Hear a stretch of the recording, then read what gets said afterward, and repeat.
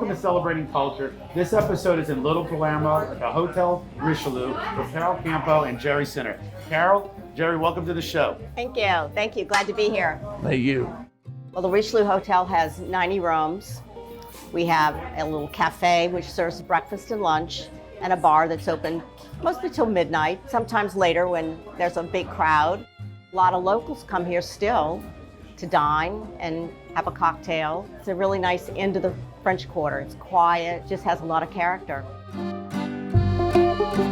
Who stayed here? We've had Ray Charles, we've had Paul Macaroni stayed here for a long time, twice for a very long time. They would lay out by the pool, nobody would bother them. I didn't even know they were here because my dad wouldn't tell me because he said I would blab to all of his friends. Of course. And then he wouldn't have any peace. This end of the quarter was very quiet and gave them their privacy. And it was an unknown, I guess, common knowledge that a lot of stars would stay here and nobody would bother them. So, people were used to seeing stars around, hanging around, a lot of the music industry, a lot of the movie industry. Well, Brad Pitt and Angelina Jolie's house backs up to our parking lot. So they would come in, they would stroll through the lobby every now and then. Actually, Brad Pitt wanted my dad to put a gate so that he could get from his house into our parking lot, kind of like a little back entrance to escape the paparazzi.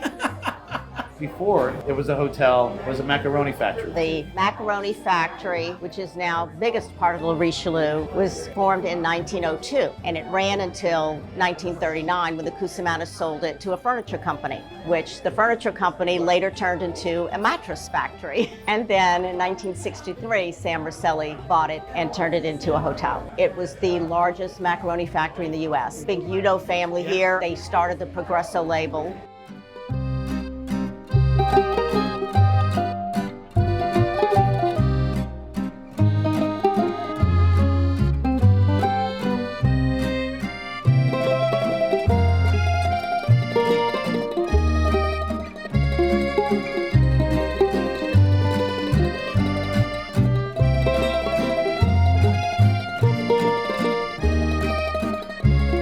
You have the big Tusa family that ran Central Grocery, still runs it today, over 100 years. I remember going there as a child and there would be bins of live snails and bins of beans, and it was just so cool. They had all kind of salami, pepperoni, and cheeses hanging up. It was such a fascinating place. It was like being in Italy. My kids hated to go in there because the fish, what they called the bacala, it was that dried fish in the barrels, and it had an odor, and my kids would walk in holding their nose until they left.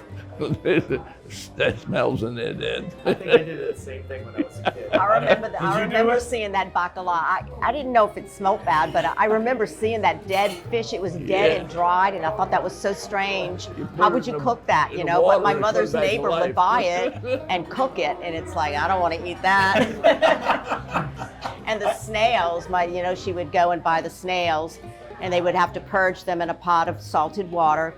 And I was being cute one day, and my friend said, "Look what my mom is cooking," and I left the top cracked, and the next morning the snails were all over the kitchen, on the ceiling, the walls. My mom was furious. Oh. Even just 20 years ago, I was eating ice cream at Mercato's. And they not only had ice cream, they had all the pastries, the cookies, those wonderful fig cookies and sesame seed cookies that you can't get anywhere else. They still make those. But New Orleans people, we like to keep it old. We don't like change. We don't like the big box places. We like the oldness.